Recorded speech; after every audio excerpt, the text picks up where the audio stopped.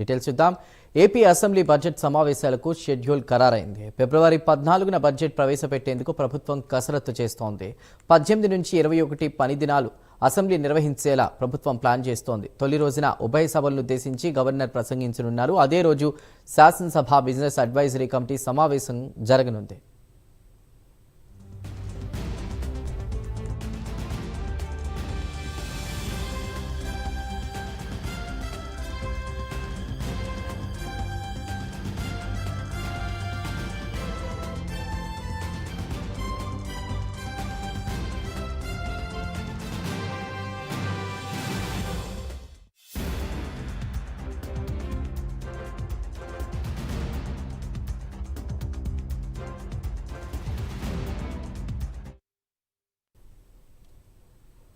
డెబ్బై 77వ గణతంత్ర దినోత్సవం సందర్భంగా ఏపీ ప్రజలకు గవర్నర్ అబ్దుల్ నజీర్ సందేశం ఇచ్చారు.